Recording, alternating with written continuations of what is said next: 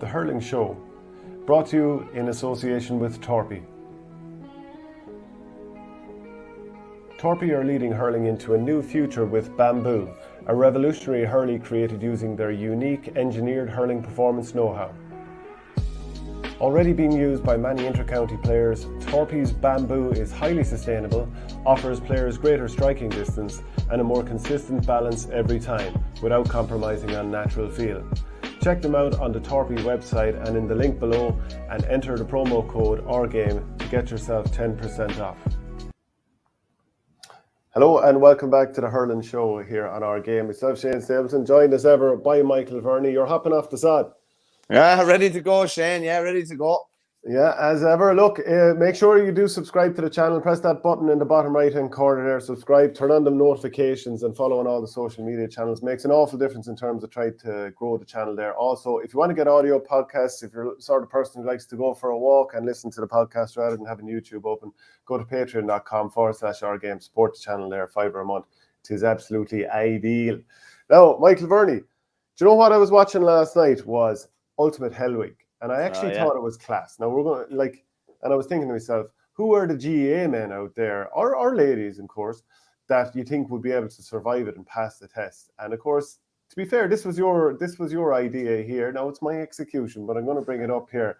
How about these three boys, Spillane, Brawley, and O'Rourke? Who would win among them three? People out there, let us know. Who do you think are the people that would go through Ultimate Hell Week GAA style? Well, the three boys there, Spillane obviously has the bit of sports star history, you know, going through physical challenges or whatever.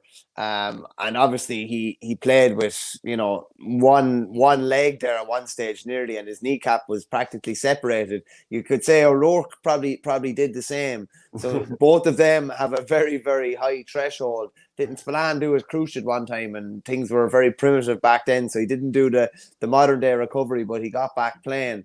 But like, the thing about Brawley will be, you just think he'd somehow find a way of talking his way through it or annoying everybody else into submission potentially. Obviously a lot of it is mental or whatever, but you imagine he'd use his kind of verbal warfare skills to somehow get through it. Yeah, do you know what I mean? Like, I just think he would. That's just the way it is, and I think corner forward though. I know he came through Ulster. He's the only one who came through Ulster, but Jesus, O'Rourke came through seriously battling times playing on that Meath team. You know, there was fire and brimstone going around. Like, to be fair, Pat Spillane, I'd say he was on the end of plenty of treatment over the years. Not that his team weren't able to dish it out too, but of the three, if you were going to ask me who would be out first and saying, DS, take the armband off me, Brawley's out first. Yeah, well, I would have imagined so. But it would be a very bad look for Joe, one who, you know, pontificates a lot. It would be a very bad look for him to go out first. But it would be interesting. The three of those, I do think that type of celebrity Hell Week, if you got like people that have like rivalries already and that would have that ignorance that they'd want to beat each other, I think it would be very interesting, in fairness. If myself and yourself were in it, who would last longer and why would it be me? Fair level of ignorance now. It's a fair level of ignorance there. It'd be interesting now. I know, like, things with water I wouldn't be hectic on, but I think that all day. Yeah, but and some of the things with, you know, some of the things maybe you know, insecty kind of dirt, you know, that type of stuff I wouldn't be mad about. Maybe I'm bridging more into I'm a celebrity, get me out of here, that in the jungle or whatever. But it definitely, I think it's an interesting one. It's only a matter of time. Come here, I think there's an Ultimate Hell Week fundraiser coming for a club, isn't there? Like, there is. I'm just after even on the top of my head there. Like, that is 100%. Get 8 to 10 people within the community, put them through this torture on stage or something like that. There's 100% a fundraiser, and I think we should patent it before anybody else does. And is this also a come and get me plea from us to RT to get us on for the next series? Listen, you never know. Yeah, we're up for anything. No, there's no problem there. I'd have a problem with the stress positions. So in the last episode last night, and by the way, Peter Stringer was absolutely unflappable. 43 years of age, they made him take his top off at one stage. He is sculpted. It is nuts. But they had them in these stress positions, just sitting in awkward sort of positions for ages and holding your arms out like that. But they also had them blindfolded and they had a headset on, and it's just like a baby screaming and like metal music on loop, and it's just absolutely horrific. I don't think I'd be lasting too long in that. No, and also I can't swim either, so like I've only gone back watching. I'm well behind the times when it comes to any like really good series or that. So like everybody was talking about Homeland probably about a decade ago, and I'm only watching it back now. But when they're interrogating somebody, they obviously deny them of sleep for maybe 48 to 72 hours because they're trying to get them to break. And then, they're starting to nod off and this mad music comes in and you're just like that. And that's kind of what Hell Week is like. It would be an interesting one. Yeah. Me and you going up against each other in there would be interesting. All right. They want to be, sure, listen, there wouldn't have to be anything on the line, only pride really. Yeah, that's all it'll ever take. Grod O'Gracon says, I'll be unbiased and not mention any Clare names, but one from each code still playing. Vicky Wall, Lee Keegan, Owen O'Donnell and Niamh Kilkenny. That is a fair selection there. That's a fair selection, all right, yeah. Keegan would definitely be someone that you would just think would be unflappable as well. It's funny you mentioned... I'd give him a bit of advice. Of course, yeah. It's funny you mentioned... you mentioned corner forwards earlier. Like, if you were thinking of, I hate to brand them all with the same brush, but if you were thinking of, what GA players wouldn't go in, you would immediately think of corner forwards. That's just the way it is, like, because, you'd often say, you'd say about someone who maybe that's a bit shy that they wouldn't go into a dark room, but they do tend to be corner forwards. I don't know. It's because there's just that position is, can't be trusted. Yeah, that's tough. You require space, I suppose, to operate. You're best in space. Maybe you're not best where there's a load of traffic and you're getting a load of hits. But yeah, I've just stereotyped all corner forwards there. And rightly so. Yeah. And what about the lads who have the little wrist tape like this for absolutely no reason? Maybe they just... half the time I don't get that. There's obviously the odd lad who needs a bit of a wrist support, but there's too much of that crack going on. Not to mention the white under socks over the normal socks. And there's got to be a few other shapery things. Obviously, the boots always give you a hint. Is there anything else out there? We used to have the era of the Armagh lads and they, doing the little band around the cuff there to make their muscles bulge a little bit more. So there's all sorts of shaping going on all the time. No, there definitely is. Yeah, we actually got one of the boys organised to get like Burr short socks, like just for matches and stuff like that. And I didn't realise when we were getting them that the white is up to like nearly halfway up your calf, like, so it looks like you're wearing that white sock. So I ended up having to pull that down and pull the red or the green and red down back over because I don't want to look like an absolute ape. Yeah, to be fair, need no help with that. Jerry Brown says Ronan McNamee from football and Pádraig Maher from hurling. They would be fairly good in Hell Week, I have to say. Oh, jeez, they would. I think John Small. I can imagine him doing pretty well in it. I think Con would do pretty well. John Small has dished out plenty of beatings, I'd say, over the last fight. He's a very, very physical player. I'm sure a lot of people would like to see him maybe going through some torture, but I think someone like that, I think he'd be very, very good at it. Like, looking back, someone like Ricey McMenamin maybe as well. Francie Bellew, again, is one that jumps out to me as well. A lad who's, like, ignorance is probably the word. I just think he'd be so hard to, penetrate him in any way or break him in any way, I honestly think. Yeah, and then you've got all the lads in the GA that have gone through the army. I don't know if they've done the special forces stuff like Ultimate Hell Week, but like Bonner Maher, Owen Larkin, Colin Fennelly, Paul Murphy, there's plenty of guys like that they've probably gone through stuff like that, if not that exact thing there. But those DSs, they put you under awful pressure. Anyway, look, let us know. I wonder, Shane, was there many, like, within club WhatsApps or anything like that with Hell Week going on? Is there many lads just saying, like, slating lads, basically saying you would die in there, you'd be gone within an hour? Like, it's an awful character assassination almost to some people, I'd say. Yeah, a few more comments actually. Keep them coming in. We'll move on topic in the meantime. John Maher, only one man could be in there putting the GA lads through their paces. The great Gerlach Nan, though the Clare lads in '95 went through their Hell Weeks up in the hill, and Mike McNamara, no doubt, cracking the whip at the same time. Garodo Gracon adds in John Conlon in there. Yeah, it wasn't me, goes in heavy on Jackie Tyrrell, saying Jackie Tyrrell, or maybe he wouldn't be able to cope without his moisturiser. No need for it wasn't me. You're going to have to put your name to comments like that in future. So it's anyway, Shaggy. It's obvious. It's Shaggy. Like, come on. So, like, we saw this week, Conor O'Donoghue, who was on the fixtures task force, talk about Proposal B for the football championship, and that if Proposal B came through, now this is the one with more of the games in there and the calendar sort of flipped, but that it could bring in an extra 10 million in gate receipts alone just for the GAA. Now, then there's maybe more games for sponsorship to come in and be involved with. So maybe more money could be brought in on top of that too. But how should money like that be spent? If there's 10, and obviously there are certain black holes probably financially for the GAA in the last year or two because of COVID. But we're talking as a going concern that there might be 10 million plus more coming in per year. How would we like to see that spent? Yeah, well, you'd obviously like to see a fair chunk of it going back to grassroots, and that's naturally enough that you would. But a big bugbear of mine, I have to say, within the GAA is like, where's our archives?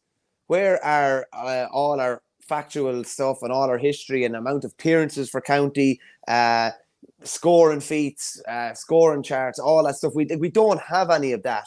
There's a couple of guys that are doing really good work to keep things like that alive. I'd love to see a proper GAA archive set up, and it would mean someone's going to have to go back and delve back through an awful lot of games. Some people have that work done already, though, I have to say. But I just think we're kind of shooting ourselves in the foot. Like, things should be popping up on the screen when Joe Canning puts over whatever. When he puts over his four sidelines against Limerick, it should be like history maker, like it would be in the NFL.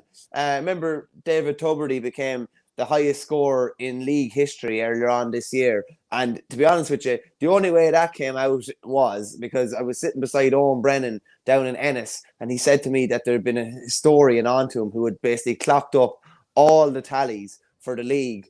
And he basically said that if Tuberty kicks more than 2 points, he's the highest scorer in league history. So I got on to Owen and I got details. Of all the work that they put together, and was able to make something of it. And a couple of us were able to make something of it. But that could have very easily just drifted away. Whereas David Tuberty should be celebrated for that, because especially coming from probably what's not a traditional football stronghold, in the sense that they're not going to be competing for All Irelands.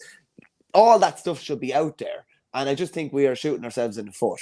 Well, Garrod Oak comments again. He says they're in the GAA museum. I should know. I work there. Well, I'd be interested if you could elaborate on that a little bit in terms of like what sort of, if you're talking about the stats in the archive, and as Michael is explaining there, what is available and how can it be accessed? Whether that's by somebody who's just maybe has an interest in GAA, is a massive anorak. For example, a journalist might want to do a story on it because somebody's about to create history. Let us know what level of detail you're talking about there. Can I just say, Shane, because if it is there, that should be probably freely available on the internet, and it's far from ideal, and you obviously have to double check and triple check after. Like, Wikipedia is one of the greatest. Wikipedia is the GAA archive a lot of the time at the moment. You know what I mean? And that's obviously not reliable. And can be changed. So I just think we're shooting ourselves in the foot there. Like, we've a grey history, and we should be like, how hard is it going to be in 2030 to find a game, a league game that was played in 2021 when some fella maybe made his only appearance off the bench in a Division 4 football match? Like, unless you have the paper of record, it's probably going to be very difficult to actually find that. Yeah. John Maher adds in, speaking of hell, I love the legend of David Hickey meeting a young Paddy O'Shea with a shoulder in Croker saying, welcome to hell. True, says Paddy, meet the devil. That's a good one there. Yeah, I mean, there's a lot of different ways, I suppose. Like 10 million sounds like a massive figure. I suppose when you're going for big plans, it wouldn't last that long. Like, a lot of stadiums would gobble up 10 million quid pretty handy enough. But I would like to see county boards brought onto the most professional level possible, whether that's money put into like positions for commercial directors in each one, or just people who are highly sought after professional people running what is multi-million euro businesses across the country. Because there are some county boards that are run it to that level very professionally. Dublin is the most obvious one. Look at the quality of sponsors even that they're bringing in, and I'm sure there's other ways that they could be running it better too. But it does feel that sometimes it's people who started out just getting involved and they've moved. They're ended up doing jobs that other people didn't want to do, and all of a sudden, maybe they're not always suited to running a massive business like this. So if some of the money could be used to sort of direct it in that area to ensure that the right type of people are attracted to that, maybe that would be some way to do it, because then obviously on the back of that, all these county boards would make more money, make things more sustainable. And then also coaching coaches, or that, let's say, like we see now with like S&C coaches in Cork, for example, there's a head of athletic development that's looking after all the different teams.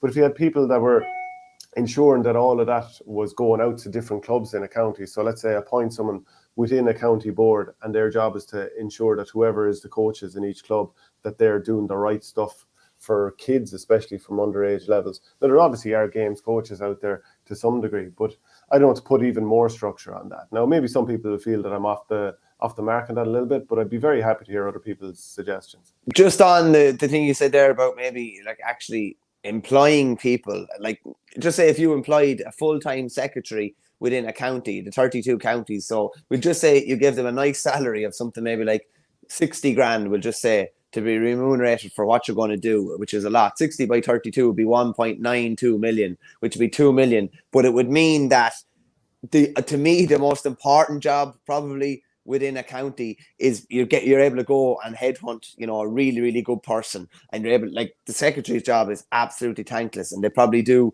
the chairman or the chairperson is the face. The secretary is the one that basically keeps the whole show on the road. They do, a massive amount of things behind the scenes. So that could just be one way. 2 million of the 10 million goes towards helping county boards to employ a full-time person. Now, there's a lot of them have full-time people employed already, and they're probably paying them off their own bat. But that would be one way to make sure that the personnel within a county board is good. And you know yourself, if you have good people, chances are the board will be run to a really good level. And, there's not going to be any crisis meetings, or not going to be talk of toxic county board environments. Yeah, not to mention players having to put out statements because of, the wrong people running the county board, or the wrong manager, or whatever, because obviously that sort of stuff needs to be tidied up in some counties. Joe Butler has commented in here, fabulous archive of results of finals, etc. in the Kilkenny GAA Bible.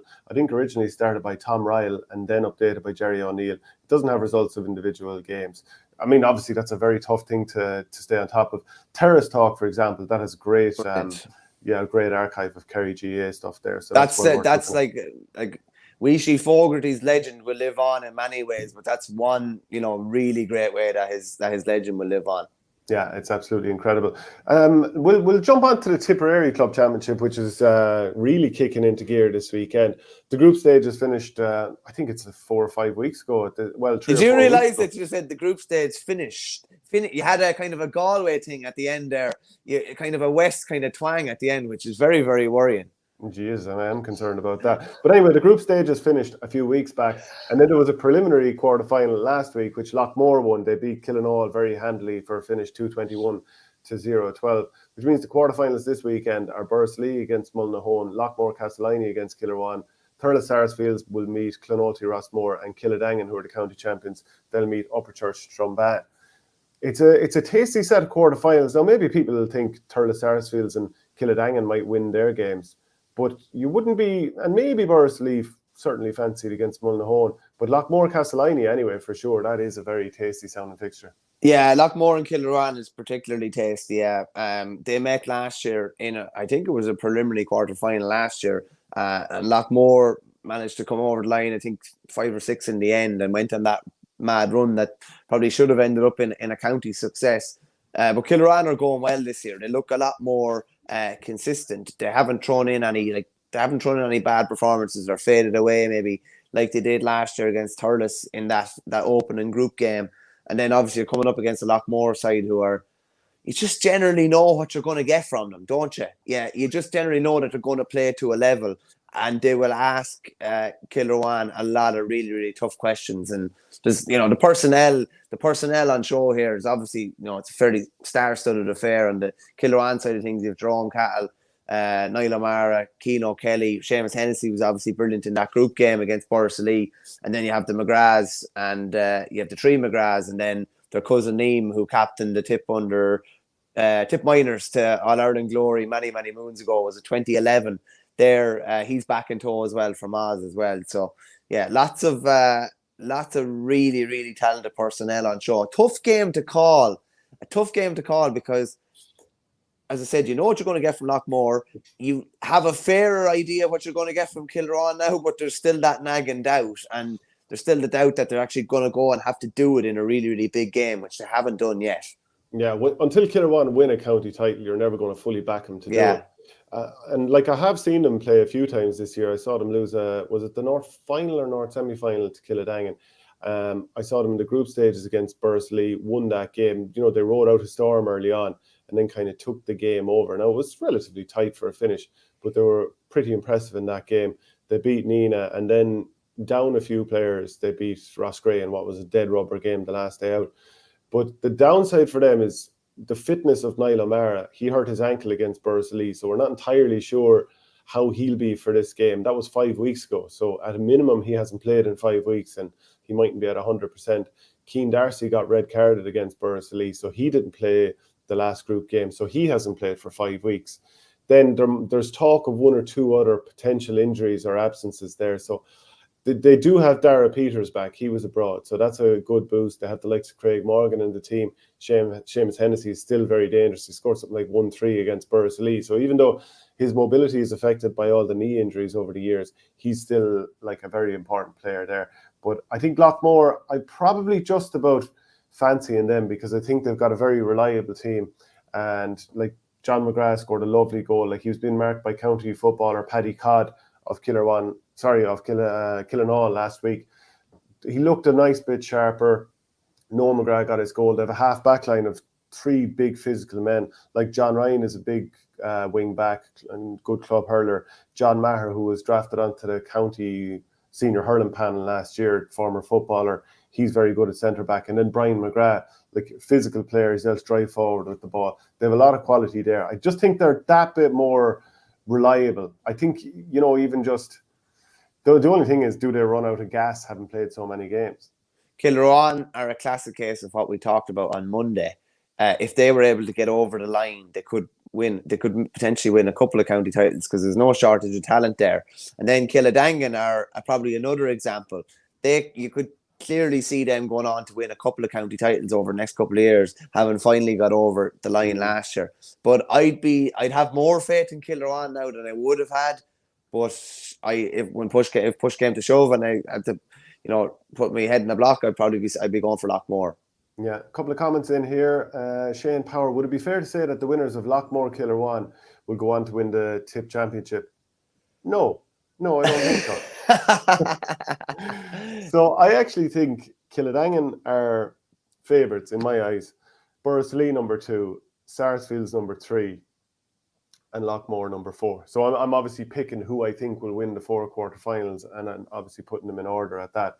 A lovely little comment here. I think it's nodded in your direction from Mark Corcoran. Lockmore versus Kilruan, Smarts versus Toe. There's plenty of toe there, I can tell you that. I've been on the wrong end of that toe in a couple of practice games down through the years. S. Law says, the Buff was very impressed with Lockmore the last day. Do you reckon they can send the rest of Tipperary to deletion? I think they can, but I don't think they will. The beauty of this is there's been different winners in the last 4 years in the Tipperary County Championship. I think that's a good sign in terms of the excitement going in here. You know, other time you look at the Kilkenny Championship, and I think we've all kind of felt all along that Ballyhale will get going and they're going to win it. And like, I can't see past them winning that. Can you? Oh, I think they'll get it against James Stephens. I think that's yeah. As in lots of it or get bet? Yeah, I wouldn't rule out the Village beating them, yeah. By God, you heard it here first, lads. Mark Corcoran, Kildangan and Thurles will have big says. They're probably the top 2. Tom Smullen says, just ask Michael O'Reilly the Offaly Championship. Can anyone touch Rhinos? Are they a shoe? It's an awful question. We're playing them in the we're playing them in the last group game. I didn't realise that. So I hope we can touch them. But that remains to be seen. Let's see. Shane Power, if the Tip favourites win, there could be some unbelievable semi-final games. Sars, Burrs, Kildangan and either Lockmore and Kilruan. That's the thing, but there's generally some sort of a shock in these championships, isn't there? Yeah, I think you're probably, like, I know Clonouty, Rossmore haven't been in unbelievable form, but they're the sort of team that could easily pull off a kind of an upset victory in a quarter-final. They were county champions only a couple of years ago. They still have the vast majority of that personnel on board. Thurles have looked good at different stages until they get to the knockout stages in the last couple of years, and they've been, weren't they resoundingly beaten last year? They were. It was Nina, so they were like 3-7 to a point down or something crazy like that. But then they owned the rest of the game. It was like the first quarter killed them when Jake Morris scored a hat-trick, which to me was kind of a little sign that Nina were going to lose the next day out. Now, I don't know if I predicted them to lose the next day out, but they played well for a quarter or maybe a third of the game and were hanging on from there on in, which sounds a bit mad, but that's kind of the way it was. Niall Heffernan, what's Tip Club Championship style and other counties, do you think? Well, where do you start there? I suppose different teams play different ways, but I'd say the Tipperary clubs in general have only gotten tactical more recently. Now, there's always an element of tactics, but I would have said that Kilkenny teams would have been far more, I suppose, reflective of their county teams in terms of like deep lying wing forwards and all that kind of stuff. I think that would have only come in a bit more laterally. You plenty of teams playing with two inside, and the sort of modern hurling that we're seeing these days. I'd say that across the board, that's the way it's going in general, isn't it? Yeah, I would have. The last couple of years in particular, anytime we played tip teams, they were an awful lot slicker maybe than they would have been a decade ago. You had to think an awful lot more. You've had to think an awful lot more in recent years. I would have maybe compared it a bit to the way an Eamon O'Shea team would set up. They would be trying to play into an awful lot. It would be quick, crisp kind of 20-30 yard stick passing, and then they'd be trying to play to an awful lot of space inside. It's the same as what a lot of teams are trying to do, but and we've talked about before, as risky goes, Tip would be particularly risky, so they would be trying to get, of all the teams and all the counties trying to do it, they would definitely be trying to exploit space inside. Mightn't have mad big forwards, but would have all really talented forwards that would be able to turn on a sixpence and put a ball over. And Kilruane, anytime, or a couple of times we've played them, there was definitely there could be two centre forwards. There could be, you could see an overload on one side and a puck out. Things that you wouldn't have seen definitely not 5 or 6 years ago. So they're definitely a lot more tactically astute, all right. Yeah. So a couple of by the way, let us know if there's any particularly interesting club matches that you're looking forward to this weekend. We're going to try and touch on everything, but there's always a chance something will slip through the cracks. Niall Heffernan says that the Cork Club Championship is slicker and prettier to watch at times than the Limerick Championship, but Limerick is incredibly tough and intense.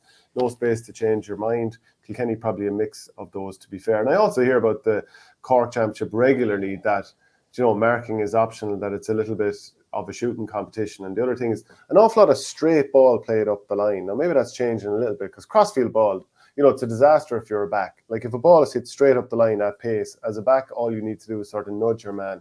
It's very difficult for the forward to do anything with that. But I would have heard that over the years that there's far less marking going on in Cork and it's just a shootout.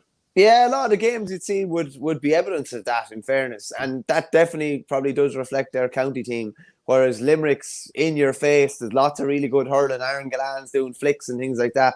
And there's lots of, really good skill on show. But there's an awful lot of substance to it as well. It is very much blended to the style that Limerick play. Yeah, there's lovely passing. It's quite tactical. But at the end of the day, it's in your face. And you're going to have to, win your battle with your man as well.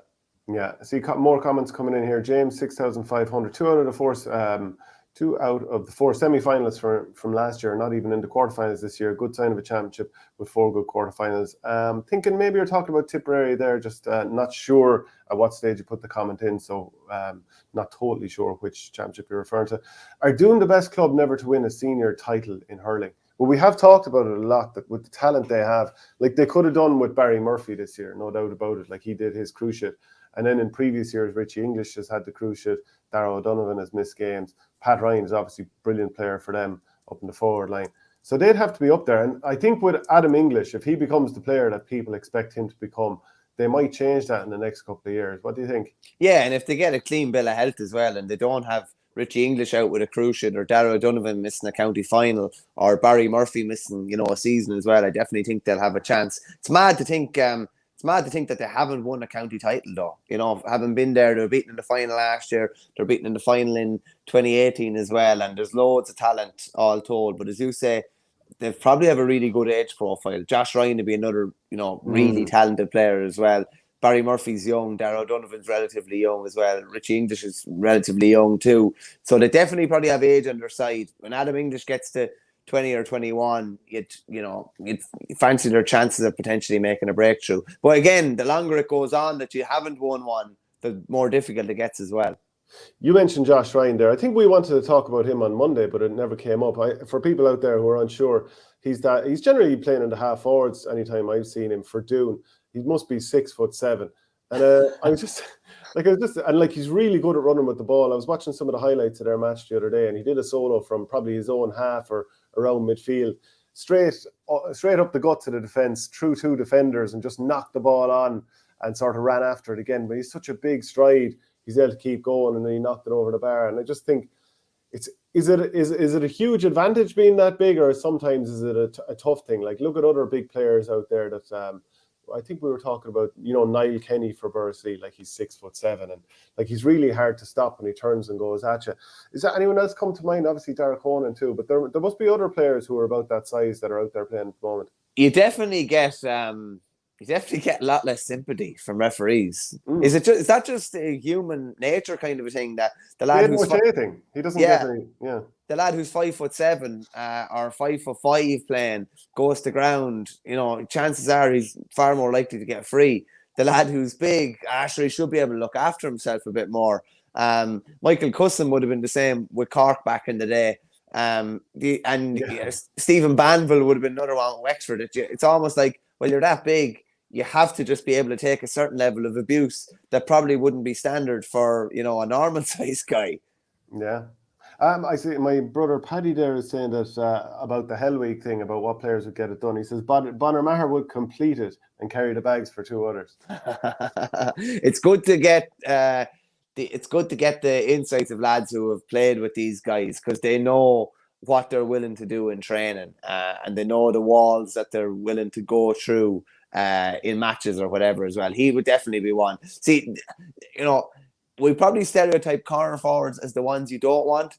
I probably would be stereotyping the Mulliker half forward as the exact people that you do want going in, because they're just built for hardship. They're built to have hurls broken off them and to break hurls as well, and to do a lot of the donkey work for others. So I'm just thinking back and thinking of my own club mate Liam Power, who's 4 Club All-Irelands. He broke 4 hurls, I think, in the first half of one of them. He would be absolutely made for something like that. So what did he hurl with then in the second half? How many people bring more than 4 hurleys to a match? I don't know. He had 4, I think. He might have pulled in someone else's. He could have been using someone else's for the remainder of an All-Ireland. Either that or he was pulled off quite quickly after, because job done, Yeah, I hear you. What county championship has the deepest quality this year? That's a tough one. Am I sounding is it sounding like the usual Tip bias if I say Tipperary seems pretty strong? I don't know. Kilkenny's obviously pretty strong. Limerick is strong to a point. They're 3 or 4. Like, I know that Darragh O'Sullivan tried to say that there's 5 or 6 teams there in Waterford that could win Munster, but as far as I'm concerned, it's Ballygunner. A few others have kind of come close to them, but you can't be 42 or 3 games unbeaten and then suggest that any team in there could win Munster. The thing is, I said to you before, like, if we were looking for challenge games and you wanted to go, if we could stay within Tipperary for a whole year and get really good challenge games from Boris, Sars, Lockmore, Killadangan, Clonahulty, Borrisalee, Mullinahone. That's not to mention, we'll say, Nina Og, even if we just went out the road to Loradura as well. Like, I could say the same about Galway too, be it Castlegar, Loughrea, Mellows, Thomas's, and you could go on and on and on. I'd probably be. It doesn't, just because Tipperary haven't won a Club All-Ireland since Borrisalee won, that doesn't necessarily mean that the quality is not high. It just means that the quality is spread out a bit more. Like, is the quality as high in Kilkenny? No, I wouldn't think so. Ballyhale are a step ahead. The Village are close by. Dixborough are close by. O'Loughlin's be close by, and a couple more. But Ballyhale are well ahead. Whereas in Galway as well, Thomas's are a bit ahead, but there's a lot of teams quite close to them as well. So I'd probably be saying Tipper Galway if I was. Yeah, I'd probably say Tipper Galway. Yeah, Galway have obviously the recent history of winning Club All-Ireland titles, but those were Athenry. I don't think Athenry are necessarily challenging for county titles anymore. Obviously, Portumna, who were in a preliminary quarter-final after coming through Senior B this weekend, they're nowhere near what they used to be. St. Thomas has won their Club All-Ireland, but probably, I suppose, a flatter to deceive when they've gotten through Galway in more recent years, and you wonder if they had to go through a province, how far they'd get. So I don't know if Galway is quite where it is, but you have to say Tipperary haven't won enough Munsters or Club All-Irelands, obviously, within 30-odd years to be up there. Yeah, whereas a few Kilkenny teams certainly have won All-Ireland, so gotten to the finals, so they'd have a fair claim to that. Where's Clare at? Where's Antrim? Obviously have some strong teams there, but they haven't been able to get past Schlockneil for quite some time. So obviously, Schlockneil are winning 8 in a row at this stage. So you can't say that Derry Club Hurling all of a sudden is able to challenge other teams.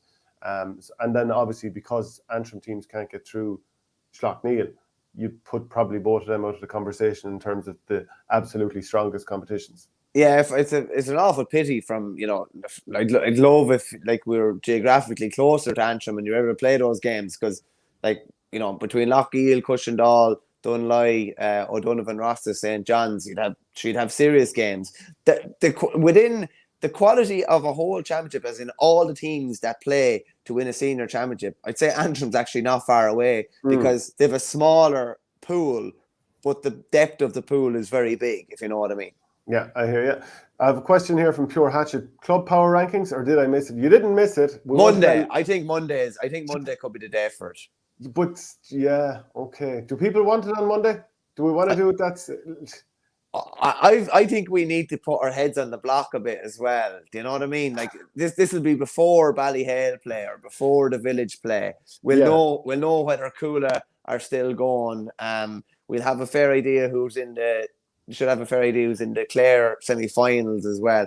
And the Tip semi-finals too. So I think we'll go for it. And listen, it's, as you see, with county power rankings, it's something that's going to change over time as well. It'll just be how much effort and time and thought we put into the initial pick will decide how much we have to change over time thereafter.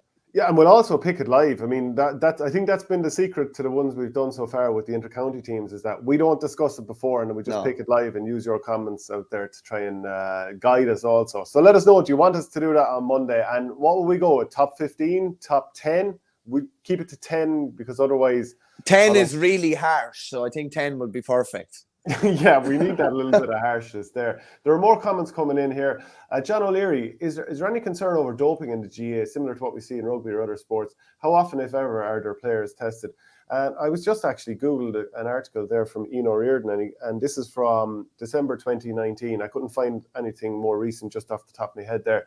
Less than 1 in 4 GAA players, i.e. 23%, have been tested for doping during their inter-county career, meaning over 3/4 of the playing population are going untested. According to the data obtained from the 2016 player survey for the latest part of DRSI research, safeguarding amateur athletes, and an examination of player welfare among senior inter-county Gaelic players, the probability of ever being tested also increased with age, with older players having greater likelihood of having been tested. Now, I've heard of players who've missed the aftermath celebrations of an All-Ireland because they're stuck waiting to give a sample for a good while. I've heard of players who've never really been tested, other players who've been tested a load of times. So it does seem to be fairly, I suppose, somewhat random. There's obviously some sort of plan in terms of what the Irish Sports Council is doing and whoever else is involved. But do you think it's an issue? I contrast with NFL, which I always bring up.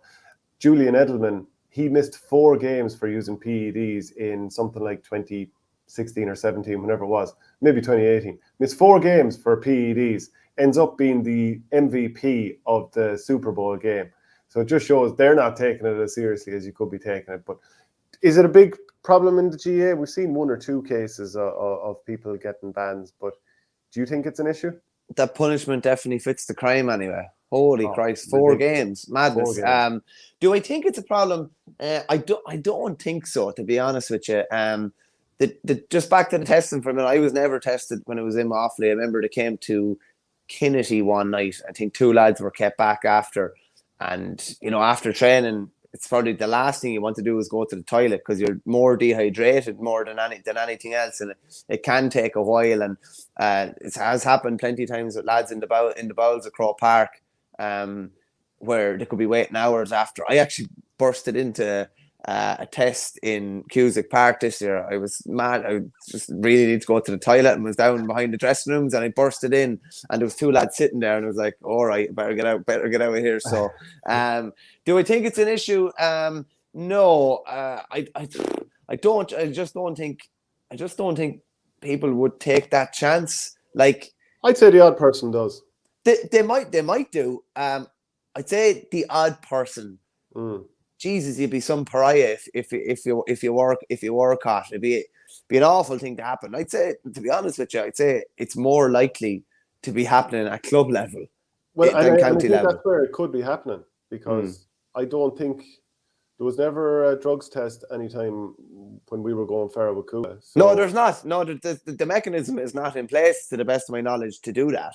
Yeah, so, you know, I think it could be happening out there. Maybe not to a massive level, but just the odd little case here and there. I don't know what people think, but obviously don't name any names if you suspect someone is doing it, but more broadly, do you think it might be happening? Hey, speaking of tests, I remember the only test I've ever nearly failed, as in that type of a test, was... Well, you obviously did your leaving cert 3 times. Like, well, actually, sorry, I got an E in accounting as well, back in the day. But I was down playing snooker with two lads in Borough one night, two good mates of mine, and I'd eaten a loaf of French brioche bread. Gorgeous. And I was in a phase there where I just loved it. It was really sweet, and it was lovely. I remember eating a full loaf of it, and it was big now. And we were driving down past the Mart in Borough, and the guards were there with the breathalyzer. And I've done the breathalyzer several times. I don't drink. You never have any worry or anything like that. So I blew into the breathalyzer, and I was like, this is taking a bit longer now to hear the beep than normal. And your man says, the guard says, you've had a drink. And I said, no, I haven't. No, he says, no, you've had a drink. You're down for a unit of alcohol here. And I said, just no. The two boys are absolutely folded over in the back of the car laughing. One of the boys, she doesn't even drink, like that. And he said, no, you're after showing up for a unit of alcohol. I was okay to drive, but at one more unit and I would have been over it. So we got a great laugh out of this anyway. And I went home later on and looked at the wrapping. I think it was Irish Pride brioche bread. And you only have to state if alcohol is in it, if there's more than 1.2%. So it hadn't stated, but I remember my mother ringing up Irish Pride the next day, giving an absolute earful. But there must have been a fault on the machine. But imagine if I was thrown off the road for eating French bread. And did she grip your hurleys for you the same day? She did. Potentially, yeah. While ringing Irish Pride, a woman of many talents. S. Law says the importance of tactics at club level and the weather are so linked, very high a couple of weeks ago and diminished until almost irrelevant at All-Ireland semi-final before spiking again for Croke Park. I suppose we're going to find out very soon if teams who were flying it when the sod was very hard just a couple of weeks ago, and now as it gets that nice bit softer. And this is something, I mean, obviously it's a very different sport, but I'm playing a bit more golf than I normally would there recently. And just in the space of a couple of weeks, the fairways and they've gotten very soft very quickly. So the hurling is going to change big time. Like this weekend could be very, very different to what we saw a few weeks ago. And like I mentioned that the group stages in Tipperary finished, I think it's about 3 weeks ago now. So, is this where Burris Elite come alive all of a sudden? Because we saw with that run to the All-Ireland final a couple of years ago, reigning Munster champions, I might add, that they are dogs for the bad weather.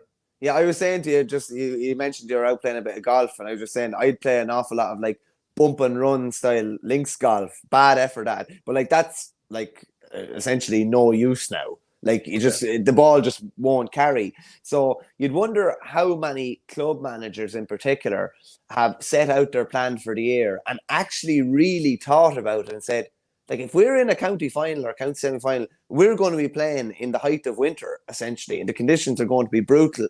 So all this lovely tippy-tappy stuff and, running through the lines and, a lot of hand pass and stuff like that, like, is that actually going to work at that time of the year, or is it going to break down?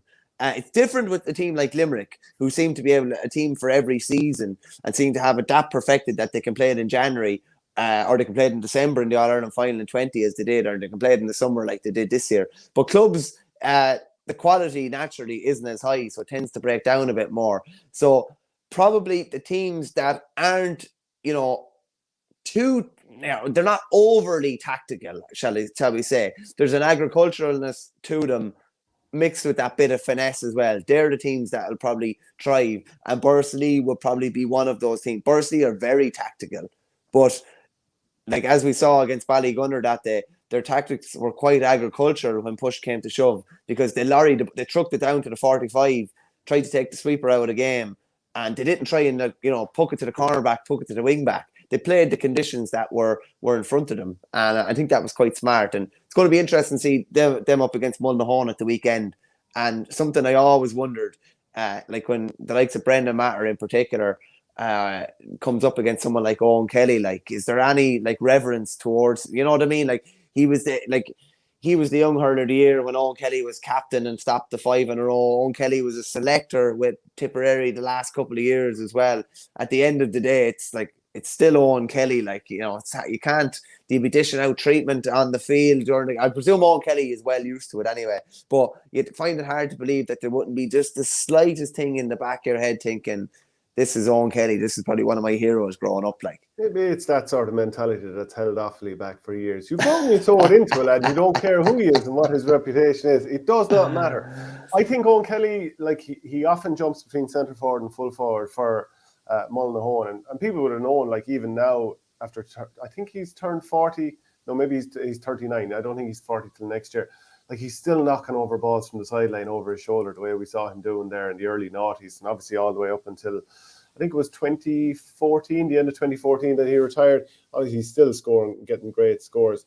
But I actually think, now that you mentioned Brendan Maher, if Owen Kelly plays in the half forward line, Bursley will either decide that, number one, he could get swallowed up in the numbers, because Bursley will probably play as a sweeper and have an extra man dropping back. So they might think, number one, maybe he'll get swallowed up in the numbers in there, because the work rate of Bursley is generally very, very strong. Or else they might say, Brendan Maher, you man mark him if he's in the half forward line, and do what you tried to do with the likes of Pádraig Mahoney when he was with Ballygunner, and sort of be happy to be dragged out around the middle of the field and then go looking for ball and drive him the other way and put him under pressure. Punish him, Yeah. Now, I don't see Owen Kelly looking to follow him if he does collect the ball, because when you're 39, you just don't have the same energy in the legs. So I think for that reason, he might end up playing in the full forward line, and then he could be up against Kieran Cohen or Seamus Burke or somebody like that. Dan McCormick, he's going to be sweeping, I'd imagine. I mean, he's been doing such a good job the last few days. I know I keep saying it, but just in terms of not every ball maybe to go into the clouds and just play the odd one short, just for the bit of variety. I know the weather is getting worse and worse, but just to mix it up a little bit. And this is going to be Friday night under lights too, so maybe that will have an impact. And you're going to have Niall Kenny and probably Conor Kenny as the two men inside full forward line, and they're about 11.5 foot between them. 13 foot, I would have said combined nearly. Do you know what? Your maths are that bit better, actually. Yeah, to be fair to you. But that's going to be a tough one for Mullinahone. And Paul Curran, who's also late 30s at this stage, and the new selector for our coach for Tipperary, selector and coach, I presume. So he's going to be up against it too. But I actually think he'd love high ball after high ball going in. Oh, yeah. So maybe that might force a rethink for Burrs, because no better man to just spoil you in the air and let it run through or pick up the pieces. He was brilliant at it, yeah. I just a quick question on Owen Kelly. Did Owen Kelly essentially invent the over-the-shoulder point? Well, did anybody who okay, maybe he didn't invent it. Who did it better? Who did it first? Yeah, but who did it better? Yeah. Nobody. I don't think anybody did it better than him. And that was so smart from a point of view of, I know I'm not the fastest in the world, so I will come up with a way that I don't need to be fast, and I could still, if I get a yard, I can still do this. Well, that's a lad who's had a hurley in his hand since he's 2 years of age and probably never took making figure of eights. He used to always do figure of eights for the wrist before he went to bed. Yeah, absolutely. I'm going to go through some more comments then, and then we'll look at a clip from Owen Brislan, who's Toomey Vara manager. Not doing the power rankings until next week or the week after, says Joseph O'Hanlon. Yeah, fair enough, says Hatchet. Best wishes to Brendan Cummins on his new cider brewing adventure. Can't wait till the day I can go to a bar and end up with some Cummins cider. I didn't know about that. That's an interesting one. ML89, Galway, 8 to 9 teams probably at a very similarly high level. Sarsfields, Castlegar, Liam Mellows. would win a lot of counties and not getting out of the group. Tip not too far off. Bazaroni, I wouldn't say Ballyhale are miles ahead. I agree with Verney in that it wouldn't be a major shock if the Village beat them. Pure Hatchet, Wexford had some great club teams, gone backwards over the last few years. Niall Heffernan, I agree, Flash. Ballybrown, Kildimo making huge progress, especially underage, and Mungret with a huge catchment area could become the next Napirsig if the club is run well. And I think Napirsig, I mean, obviously they're highly, like a brilliant club now, but it wouldn't be all that long ago that they were cannon fodder for a lot of other teams in Limerick and even teams in Clare who played them in challenge matches. Drive it on, lads. I think that's referring to doing the club power rankings. Do it. Galway Club Championship looks very strong. Hard to pick a winner there, says Thomas Mullen. Albeit, speaking to people in Galway, they seem to think that St. Thomas's will win it, especially with Turlough having injuries.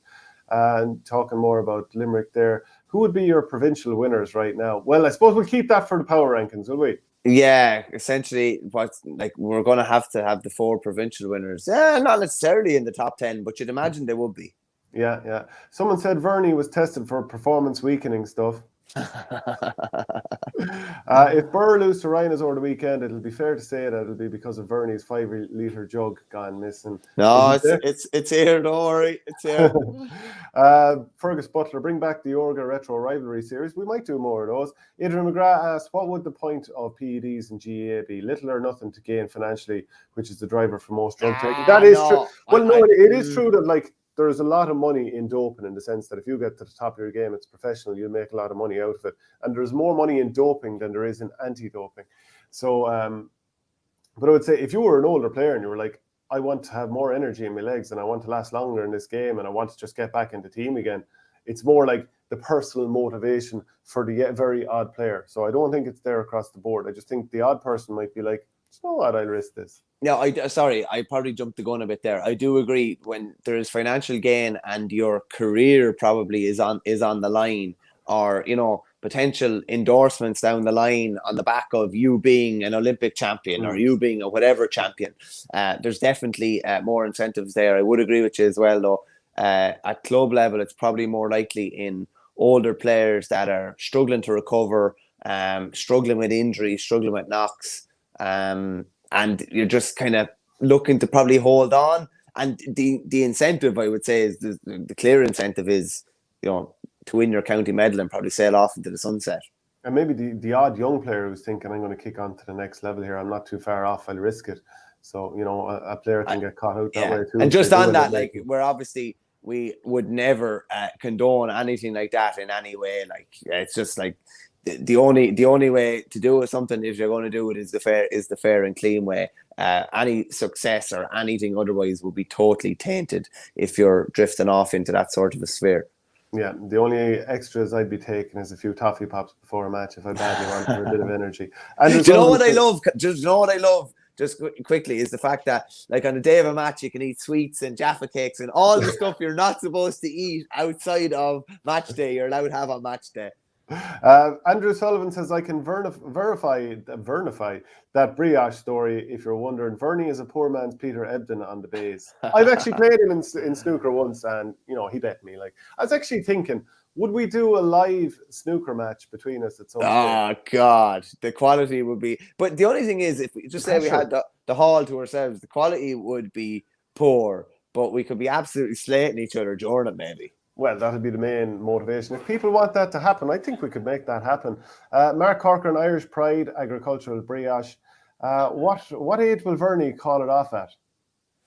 I don't know. I don't It'll know. Be the injuries that do you, if anything's going to do you. I think I'd slip back a few grades and stay going and go somewhere where you don't have to run as much or something like that. Just the old injuries. The injuries are a killer. They just and they play with your head as well. It just can leave you very, very demoralized at times. Yeah, I had a few in the last few years, but the last 2 days, I said to you beforehand, on Tuesday played 38 holes of golf.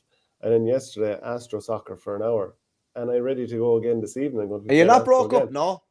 A bit stiff, but not too bad, actually. Not too bad. I think all the training over the years is after standing to be a bit of muscle memory.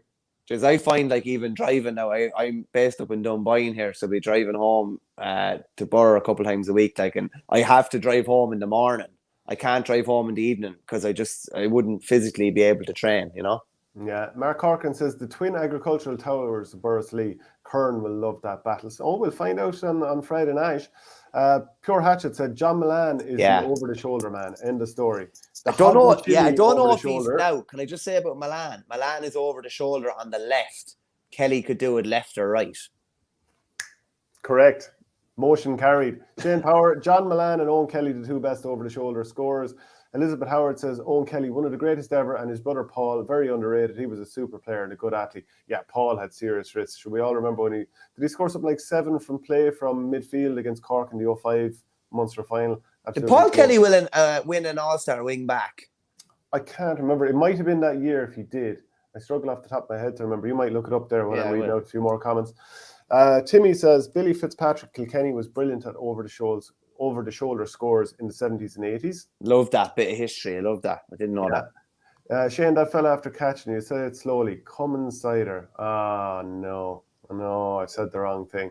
Okay, I've gotten caught badly there. Very unfortunate. Tom Morrissey and Seamus Flanagan are classed at the over-the-shoulder scores. Again, one side only, though? Yeah, Tom usually does it off his left and Flanagan does it off his right, doesn't he? I would have said Flanagan does it off his left as well. Flanagan does it off his right then too, in fairness. Does he? Yeah. I can't think of him doing both sides, but look, if people reckon... I can recall him doing one coming down the Hogan stand side even the All-Ireland final this year. It's not as natural. It's not as natural as Kelly's though. Kelly's is so natural. Yeah. Let me just see here. Paul Kelly has 2 All-Stars, by the way. I thought he might have had. Yeah. Adrian McGrath's and PEDs are not cheap, Verney. Haven't said that. Clearly with brioche, money is no object for you. No, but can I just say about that, like the brioche, like that could have been your dinner, like back in the day. It was like $3.50 or something like that, and then that was you gone. You weren't going to eat for 4 or 5 hours after that. Sure, just carb overload. It's probably about 3,000 calories. Flash says that I'm the Zlatan of the GAA. I'll take that. I'll absolutely take that. I don't know why. Egotistical. Hey, hold on here. Good looking man. Probably should have the shoulder length here. That's probably where I'm letting myself down. Conor Heaney says Joe Dean over the shoulder. Yeah, tasty. Yeah. Mick Cloney Brennan was brilliant on the left side, says Joe Butler. Elizabeth Howard's another comment here saying, I was in Nolan last Sunday and Shamrock's way ahead. Ballygunner looked good. Patrick's Well should win the Limerick Championship. Who'll win and tip? I can't offend my friends in any of the clubs there. You have to put you have to nail your colours to the mast, don't you? You kind of do, yeah. Yeah, you kind of do. We'll have our colours well nailed to the mast for this power rankings on Monday. We sure will. Shane Power Offaly will win Liam McCarthy before Verney stops eating the brioche bread. Can I just say something about that? I had an injury, one of many injuries I've had, and I just cut out the brioche. It was about 7 or 8 years ago, and I haven't touched it since. I'm kind of full duck or no dinner, but I was like, okay, I'm not going to be able to train for about 2 months here. I need to make a sacrifice. So Irish Pride had to let go a few people. I'd say on the back of it. Seamus P says Paul Flynn was a good man for the point over the shoulder. I remember he did it one day in Thurles, and Justin said he showed flashes of Christy Ring. Ooh. Some praise. That is serious praise indeed, especially from someone like Justin McCarthy, who I'm sure he's referring to. But Killadangan, their form over the past 3 years. By the way, are you going for Bursley to beat Mullinahone? Yeah, no, I think Bursley will beat Mullinahone handy enough, if I'm honest. Yeah. And I think we're both saying that we think Lockmore will come through against Killerwan. Yeah. Thurles Sarsfields, I mean, they blitzed through their group handy enough. I mean, they beat Upperchurch Strumban by 10 points the last day out. They saw off Drummond Inch and Aero and Carty Donahill as well. So they're moving pretty well. They still have Pa Burke up front. He scored, I think it was 1-2 or 1-3 the last day out. Paddy Creedon is a player that's really imposed himself the last year. Is he a springer for Tipperary potentially? I don't think he was on the under-20s this past year. I think he was, so it'd probably be a little bit soon for him. Yeah, I think it might be just a little bit soon. But he's playing well enough that you think that could be there in the near future for him. Mickey Cahill's been playing midfield. He was quiet enough actually the last day out against Upperchurch Strumban. Ronan Maher was very, very good centre-back. Paddy Maher was playing full-back. He definitely grew into the game as that one went on. So I think they will be fancy to beat Clonolty. But interestingly enough, Clonolty have been county champions more recently. Yeah, I probably would be fancying Thurles there as well. I went back through the highlights of the Upperchurch game. They put up massive scores, in fairness to them. They do put up massive scores. I would be that small little been fearful, like from a Thurles point of view, that Clonoulty could produce a big result, but SARS are surely unbelievably wary of getting caught around this stage again, having gone well through the group stages. You'd imagine the bit is between their teeth. Will they win it? Will they win the whole thing? I'm not so sure, but I expect them to get over that at the weekend. Mick Butler said there about Joe Dooley's over the shoulders, particularly against Clare in that third game in '98, were absolute sight to behold. Yeah. Elizabeth Howard saying Sarsfield's looking good, new trainer there. I do expect them to win this game. Thurles are a team that, if they're up against an opposition that has some weaknesses, because they have so many scorers and so much skill across the field, they generally can put them to the sword. I think Clonoulty will have a bit more to them than that for this game. But I have to say, I wasn't blown away by Clonoulty this year. Just to jump to their group results here, I have them here somewhere. Yeah, like they beat Holy Cross Ballycahill, who are in relegation trouble at the moment, 122 to 314. And that was kind of a flurry of late scores that got them through a group that also contained Drum and Inch. So I have to say, I'm not overly blown away by them. You know, Mullinahone were in the same group as well, so they would also be considered outsiders in the quarterfinal here, and they finished ahead of them. So I think Clonoulty will give a decent account of himself. You have the Hammersleys there. Dylan Quirk's a very good player, and definitely one that promises a lot for the future for Tipperary if he can get his form right. You know, he was quiet enough for Tip this summer when he was used. But I'd be going for Thurles there, and I think they'll probably do it by 7 or 8 points. What do you think? They can just put up massive scores, Shane. That's the thing. Like they can hit 222 or something like that very, very easily. So yeah, no, I expect it to be tight enough at stages, but definitely, yeah, SARS by 5 or 6 in the end.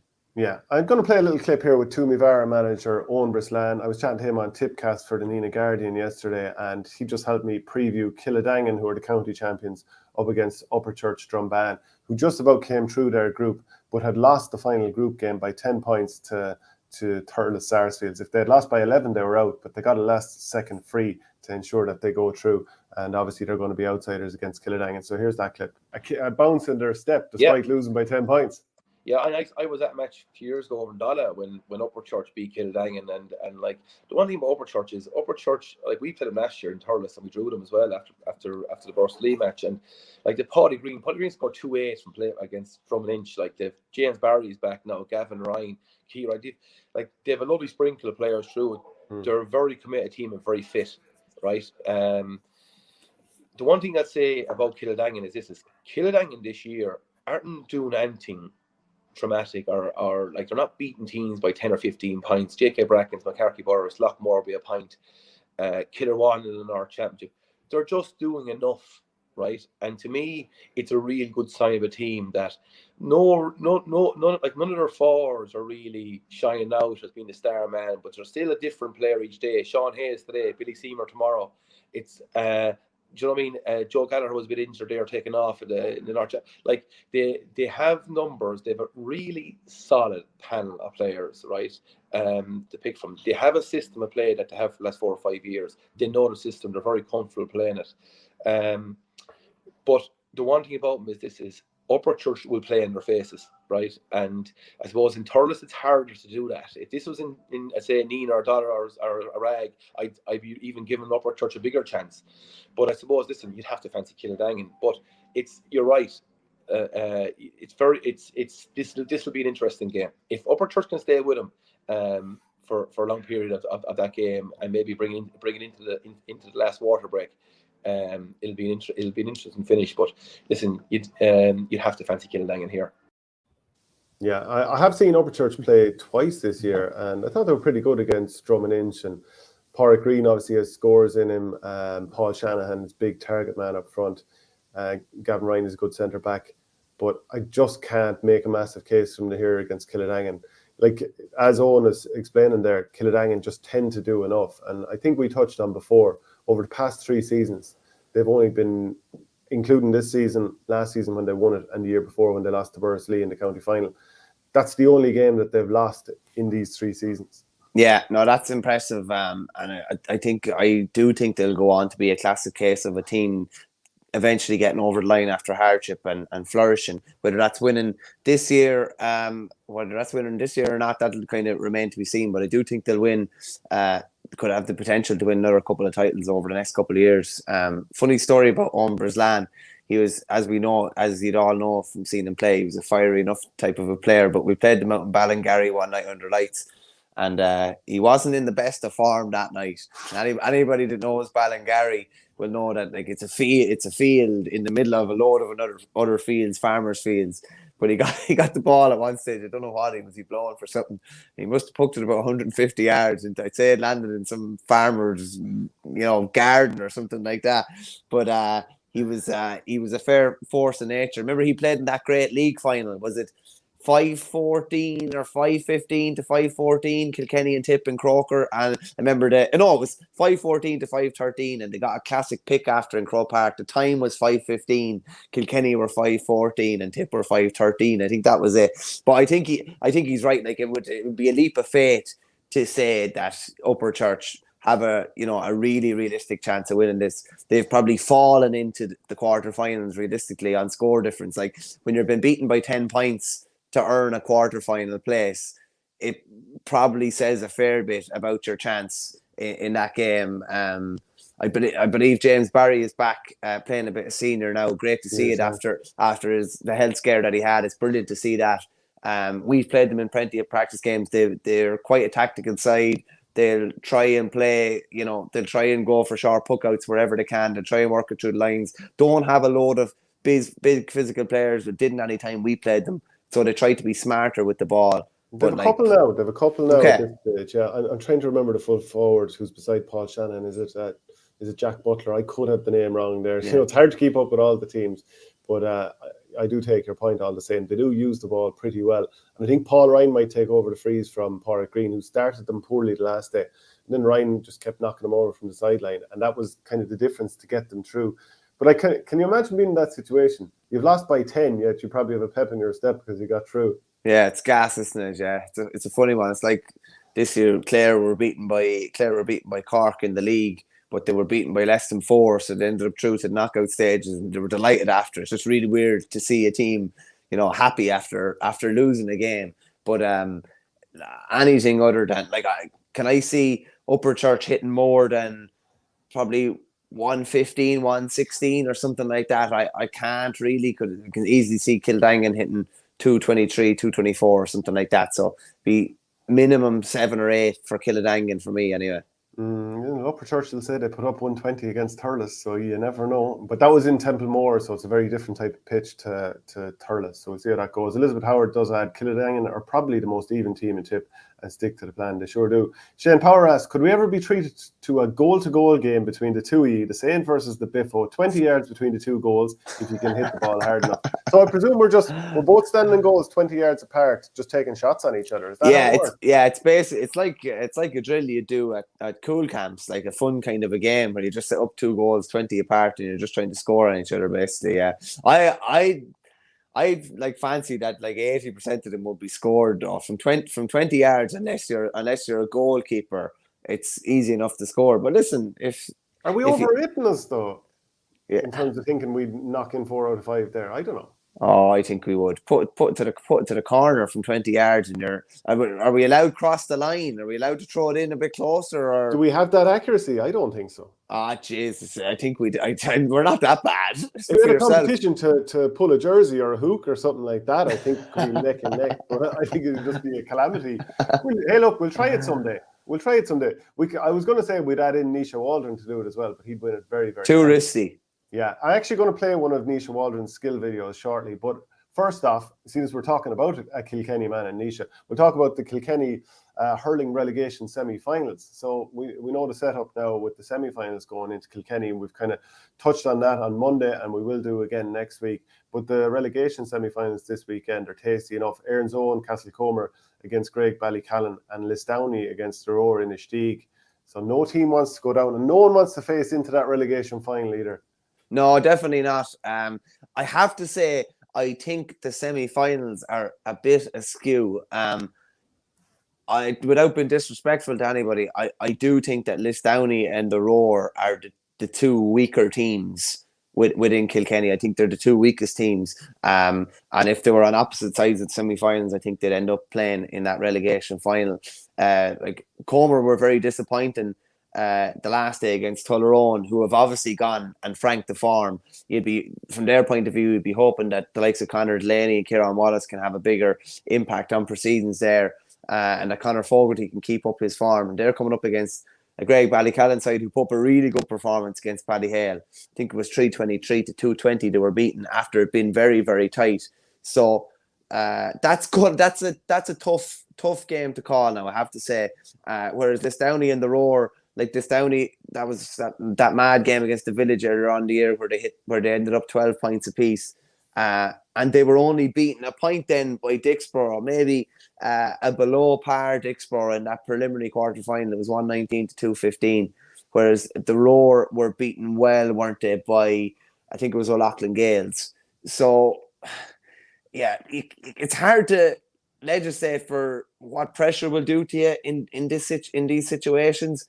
And I'd probably say Comer have been in county semi-finals in recent years. So didn't they beat Dixborough in that really low scoring game? It was 1-9 to 1-6 or something like that last year. Like that. Could have been 1-8 to 1-6 even, or something like that. Yeah. So like, you'd imagine the muscle memory kick in and they'd have enough class to get through that. But Greg Ballycallan said they're coming in form. The other game probably would marginally favour Lisdowney, even though they're only just up from intermediate. But they've performed quite well this year for a side just coming up. And the results are definitely nothing to be ashamed by. But yeah, probably Comer and Lisdowney to come through, and maybe Greg Ballycallan Roar in a Stieg final, I'd say. Yeah, just a reminder, we're brought to you by Torpy and the Bamboo Stick. Use the promo code OurGame, you get 10% off. Please do subscribe to the channel. It's absolutely free, and the more people subscribe, the more it's recommended to other people on YouTube. That's how the algorithm works. Absolutely free to do. Click that subscribe button in the bottom right-hand corner of the screen. Follow on the other social channels. And also, if you want the audio podcast, if you like going for a walk and being able to listen and not have YouTube up on the screen throughout, please go to patreon.com/OurGame, and it's $5 a month, and it's a great way to support the channel. So would you believe, Shane, I have some clowns in my club that watch the show regularly and have bought the Torpy Bamboo without putting the promo in. So, like, it's just that the idiocy of some people. Yeah, forgot that, yeah. Oh yeah. So mate, I suppose you replied to it, and you'd be dead right. So look, like I said I'd bring up that Nisha Waldron video. He wanted to do the John Troy, so people remember the Offaly legend. He used to chop the ball up off the ground. Famously did it against Antrim, in past the man and into the back of the net. But do we more think of it now as the Keane Lynch chop up, or maybe the Garrod Hegarty one? You have a sharp memory. Yeah, look, we'll play the video, and Nisha obviously does a bit of editorializing around it in terms of his own taste. We'll play it and then we'll chat on the back of it and get your comments in. We all know in hurling that there's the jab lift, there's the roll lift, but then there's the other lift, right? And all you young'uns out there might associate this with Keane Lynch. Well, before Keane Lynch, there was John Troy. So I'm going to show you the pickup that I grew up watching, loving, and trying to perfect, right?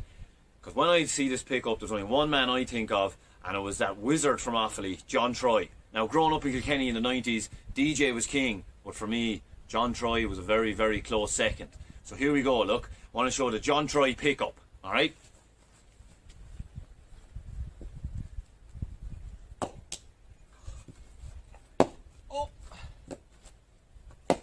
Oh. Now, nobody could do it like Troy. I remember straight away coming to mind the savage goal he got against Offaly when he popped it up and the defender slid past him into the canal end goal and he buried it into the net, right? So what you're doing is you're rolling your wrist around like that and you're popping the slitter up off the ground, okay? So it's like, watch, I'll show you again. So you have to like roll your wrist and it'll pop it up off the ground, okay? So you're rolling your wrist around, popping it up off the ground, and nobody, I don't care what you young'uns say, go look up videos of John Troy. If you don't know who he is, shame. So, again and again and again, you cannot practice this enough. I love this pickup. One of these, Rolex wrists. Oh, Right, let's go through the legs. Oh! Call 999 because my wrists are on fire. Like and subscribe for more videos just like this with Our Game. He's a fair detail, isn't he? He reminds me of the journalist Gareth A. Davies. He never takes his sunglasses off, no matter whether he's inside or outside or wherever he is. But he was on fire there at the end, all right. It's a great skill. It's funny. I would have been that useless that I would never have tried any of those things, and I would have always just been down 2 hands or whatever. But when you get a bit older and you probably start to realize your days are numbered, you kind of maybe start trying those things. I wouldn't dream of trying it in a game, though. I wouldn't. It wouldn't even come into 0.01% of my brain to try something like that in a match. I did it once in a match. Successfully? Yeah. Oh, but I didn't plan it, and I wasn't thinking about it. I was playing. I'm trying to think who was it against. Was it in Templederry? This is for the Bursley second team. Who knows? 2002, 3, something like that, and or maybe 2005. And I think myself and I was full forward, and the full back had bumped into each other, and the ball was just there, and I just slapped it on the ground and it came up. Now, I was as shocked as anyone because, number one, I hadn't planned it, and if I did, that definitely wouldn't have worked out. But I think that's the only time I ever tried it. But it is an absolutely brilliant skill. Sure, you and I tried it, didn't we? Yeah, we did it down at Temple Stadium, and there was only one winner there. But if you're a forward, right, and I have the hurl in my hand here, and there's somebody coming to me here, or somebody there, and the ball is between us, that, like, it is a brilliant, like, you're not going to run into him to try and pick up the ball. It's a classic way of trying to bring the ball back to you while he's still over there. But it's amazing how Hegarty and Lynch and some of these lads, you saw that flick that Hegarty did in the final. It was obviously between plays, but he flicked it off his boot. It rolled up along his hand and then back down onto his hurl. Like, it's just, they're obviously practicing this stuff at training and messing around kind of in between, which is great to see because like, how many people were trying the John Try flick growing up in Offaly or Kilkenny or Tip or wherever? How many people will be trying all these things Keane Lynch and Grode Hegarty and all these lads do now? It's great to give people something to aspire to too. And if you're doing that and you're that much in the zone, if you're that much in the zone that you would try something like that in a match unconsciously, that's a great place to be as well. You've obviously practiced it that much that you're confident of doing it. Andrew Sullivan, your buddy, says Nisha looks like a hurling version of Macho Man Randy Savage. I don't think that's an accident. He'll love that. He will love that. He has I think he has the purple t-shirt. Did I see him? I have one anyway. I think I saw him wearing a Macho Man t-shirt one time. Shane Power has clarified on that 20-yard game. You can make it 25 yards, so you can step over the line when shooting. The full back line special edition. Loser gets a smack off a hurl. Both of you should be used to giving a couple of smacks to others. And he adds, you should try replicate the Verney flick or the Saint flick, basically meaning you smack a forward with the hurl to stop them scoring again. so on the movement to us there, Shane. So we've kind of finished up talking about that. Yeah, Joe, we wanted to talk briefly about Keith Ricken, who has been appointed the Cork football manager. So Ronan McCarthy, I suppose he wasn't feeling the love from the county board executive, so he stepped away, and Keith Ricken applied for the job. And everyone would have seen that interview he did after the Cork under-20s beat the Kerry under-20s in the Munster Championship this year. And I think the interviewer asked him about trying to keep the players' feet on the ground now for the next match. And he was like, no, I want to do the opposite. I want these players to fly. I want them to take off. I want them to believe, all this kind of stuff. It was such a compelling interview. And I think that would have swayed an awful lot of people in terms of, like, give this guy the job. This is the sort of guy you want leading our next generation. And even the video that TG Carr put out on Twitter alone, I'm sure elsewhere it got loads more views. It was like 420,000 views. So people around the country know Keith Ricken. They probably don't know the other candidates anywhere near as well.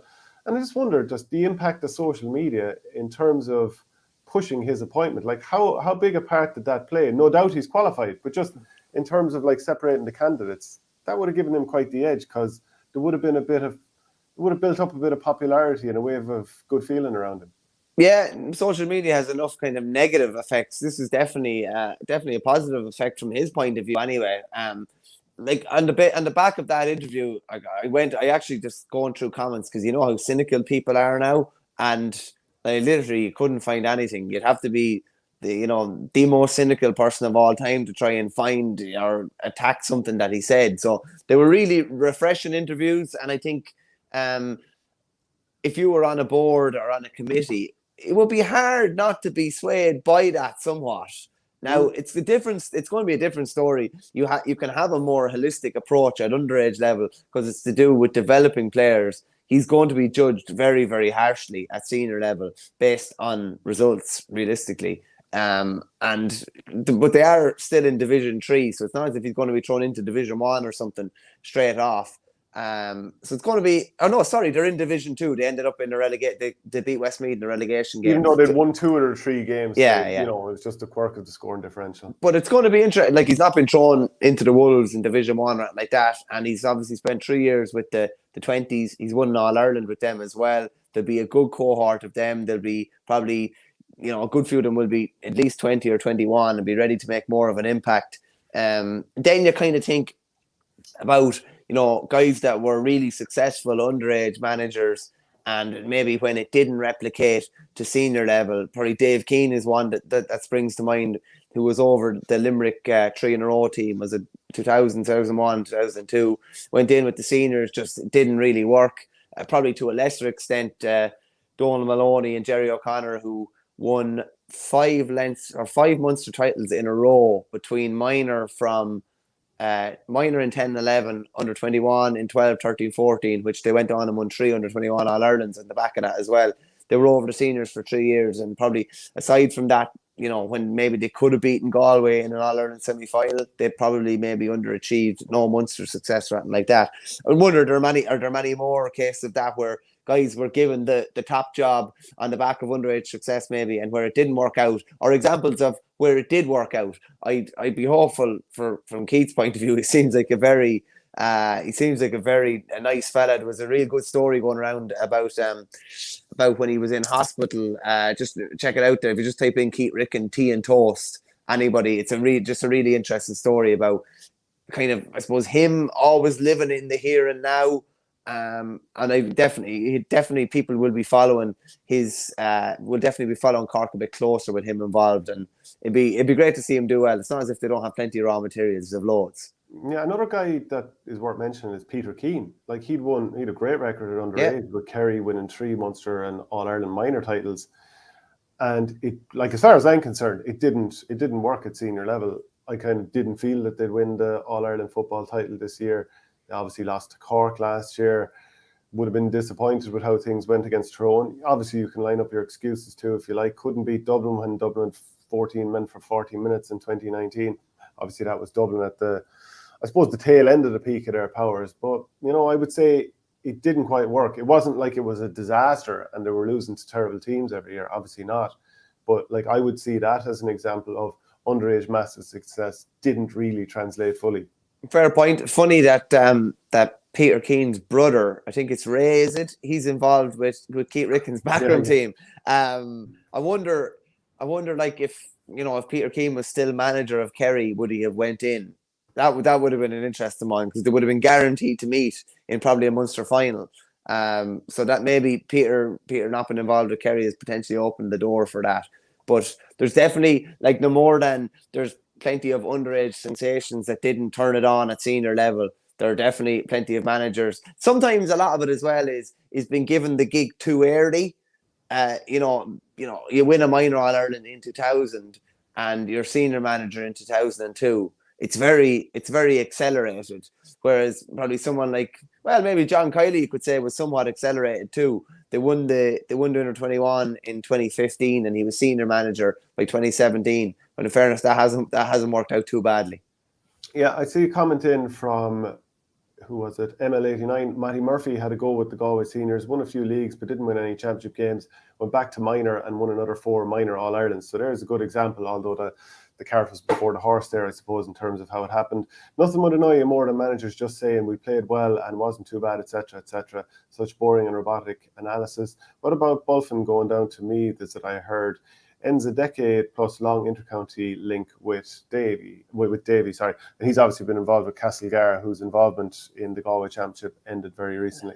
Yeah, he's gone in as coach with Nick Weir, and I presume that's largely due to the fact that Johnny Enright, who was involved there, is gone to Tipperary. So Sorcer's gone up to Meath, and like he's an absolute wealth of knowledge. I think he started out with Davy in Waterford, and he's been with him ever since. So he brings an absolute wealth of experience to him.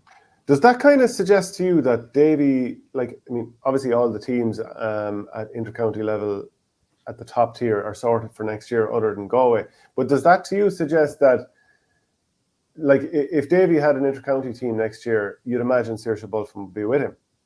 So the fact that Bulfin has gone in with Meath, does that tell you that he doesn't expect that Davy will have a job, or Davy has told him that there's not going to be a job for me next year, and therefore you can rule him out of the Galway situation? Yeah, but the only way he would be in the Galway situation, from what I'm led to believe, is if they've exhausted their other candidates, the candidates that are, officially in the mix, and that something happens with them. To me, that's, from what I understand, that's the only way he can come back into the mix, because he hasn't been officially nominated. It's gone very quiet in Galway at the moment, which would suggest that something is coming. But that probably is another hint, maybe, that he won't be involved. It doesn't look like it. It would be a big departure to go back and get him now at this stage. So I don't see that happening. Yeah, interesting. People get your comments in. SSRI, who generally has great comments, says Dave Keane in Limerick, all the under-21s in the early 2000s didn't work at senior after, was a disappointment. Sean O'Sullivan, any chance the two of you could face off in a charity match? Tip versus the Midlands, over 30s, retired county, only you both act as captains and assemble your teams. Just would be a tough one to assemble that. A lot of lads crocked too. I tell you, Sean, that sounds like a massive fundraiser in time. So it does. Sounds like a absolutely brilliant idea in time. Definitely. Yeah. Definitely. I no problem. A suitable cause will arise, and we will put something like that together. It would actually be great crack. It'd be like, you wouldn't be able to tell me who you're going to have on your team, and I wouldn't be able to tell you who I'm going to have on my team. And I try and put out ringer after ringer after ringer, the best of the best, and get them doing training behind closed doors and this kind of crack. Yeah, I'd be arrogantly doing it right in front of your face. I'd say, this is my team, we're going to bait you by a point a man, and then we'd go and do it too. We also thought at some stage maybe we'll run a competition where the winners, if you consider them winners, would have us do a training session for your underage team if there's any kids who would want it. But I don't know if that's a prize or if that's it might be the opposite, really. No, it'd be a prize, all right. We're not going to be sending them running for laps or anything like that. I think we put together a decent session, in fairness. Yeah. I wouldn't have a soft team. There'd be plenty of laps in there. I know, I'm only joking. There'd be plenty of hardness developed. It wouldn't be true laps now. I'm a big believer in like hurling. There's a lot of pig ignorance in hurling. You need to be doing stuff where there's lads constantly in your face and all over you, and that type of, what drill I absolutely love is, I'm facing the wall here, ball in front of me, you're behind me trying to flick and annoy me and shoulders in and all. Great one. Like, it's hard. 30 seconds of that. It's so match realistic. I love stuff. You see a lot of county teams doing that before a match would start as part of their warm-up, because it's grand striking ball and that, but if you're not ready for that physical contact when the ball is thrown in, you'll almost be taken aback by it. Yeah, I'd want to do that at least 10 minutes before the game starts, because like it does take it out of you a little bit and you've time to recover, but you're also then physically ready for the battle, I think, at that point. And even like, another simple thing, you're in pairs and lads are striking up a ball between you and you're fighting for a ball. It's just, I think you need to do the realistic stuff that's actually going to happen in the game. Yeah, Niall Heffernan says, I have a bet with my bro that Davy won't be managing a top tier team this coming year. A whole fiver on the line. Take it to the bank, Niall. Take it to the bank. Shane Power throws in, Saint would make 14 clones of Shamie Callanan for a game like that, Sean. Yeah, just wouldn't have a bad team there. I'm not sure how much marking up he'd do at the back, though. I'm going to have to, I can't play in the backs of my own. Although I might even say throw me in 14 instead, Shane. You go out to the wing. See, the thing is, well, in fairness, they said the Midlands, so I can take in Laois, Offaly and Westmeath because, Well, the Laois lads won't play for you. No, they will, yeah. The Kilkenny lads won't respect you. No, are Kilkenny Midlands? Are we taking Kilkenny in the Midlands? They couldn't be. No, because you're obviously, you're going to have, like Brendan Matter could be on your team, like. You know, like, I don't have any All-Ireland winners. I'm not going to have, so I'm going to be underdogs. We're just the small fish here. Yeah. Well, look, I mean, you're trying to talk yourselves down in the media and put the pressure on us, but we don't care. We'll embrace that. We'll talk about the Dublin hurling quarterfinals this weekend. Some of them look a little bit tastier than others. I don't think you can doubt that Ballyboden against Coola is a pretty good quarterfinal. Kilmacud, they'll probably beat St. Oliver Plunkett's own Rua, and I would imagine that will never be in too much doubt. Lucan Sarsfields are against Crave Kieran, and Fianna, who do feel like they're the common team in Dublin, are up against St. Jude's. We're in a couple of county finals there in 14 and 15, but probably haven't been anywhere near close to their own level since then.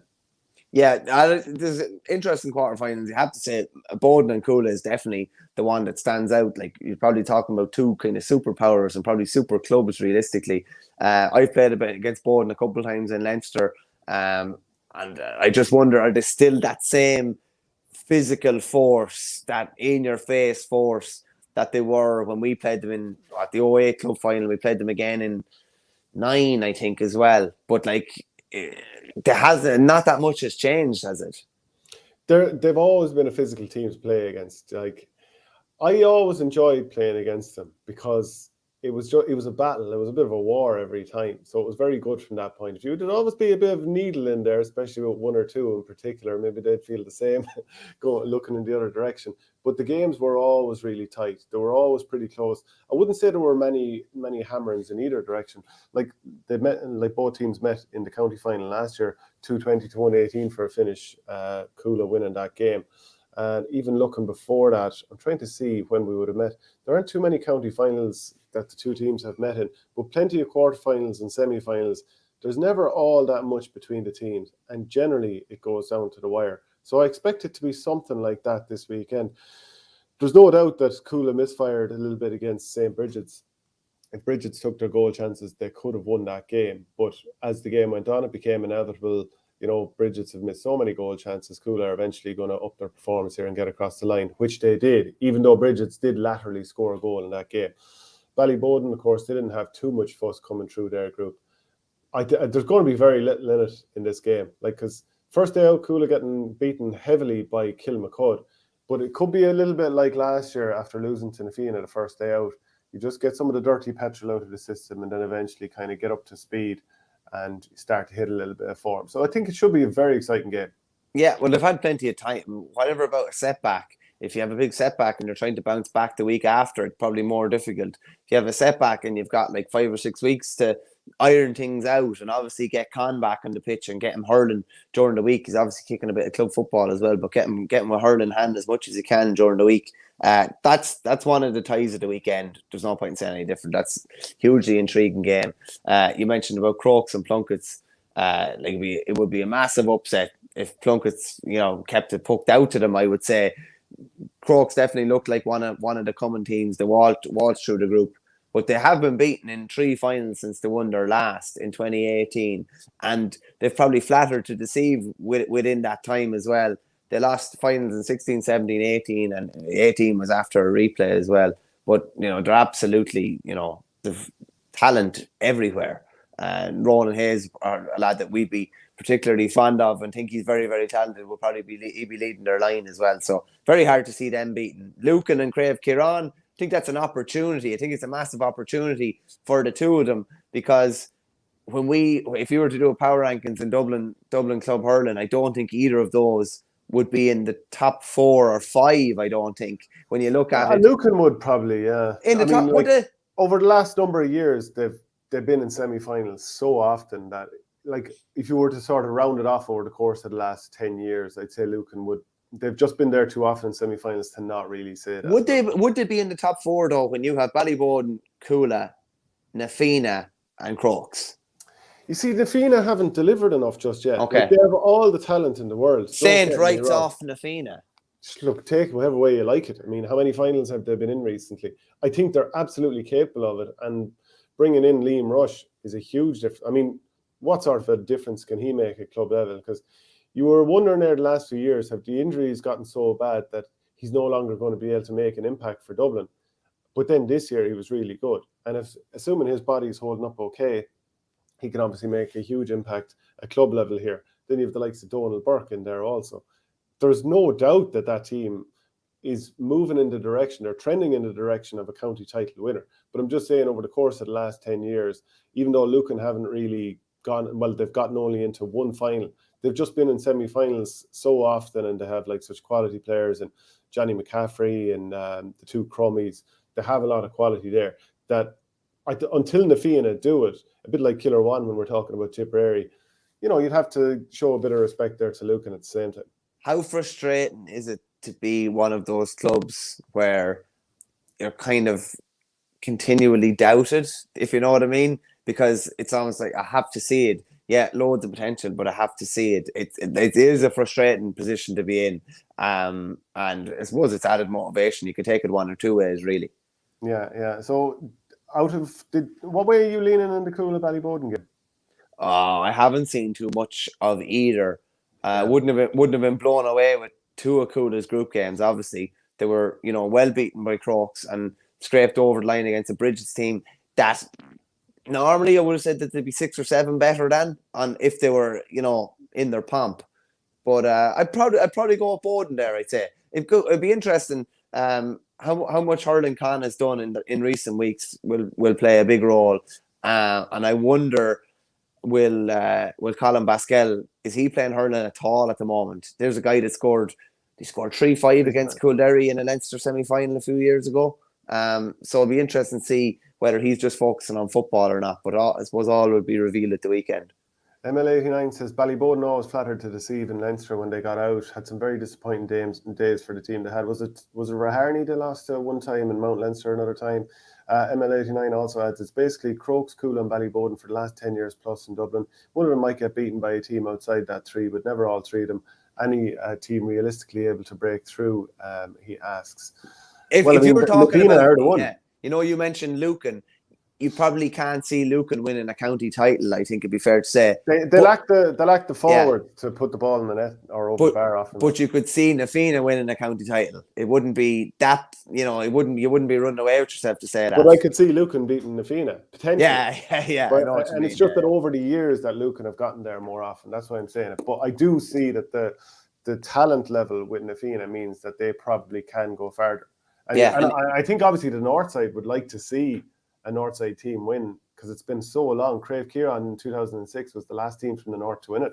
We played them in Leinster actually that year after McCrabber was playing, and Ger Ennis, an absolute legend of Dublin hurling. I think he was still playing up until recently enough too.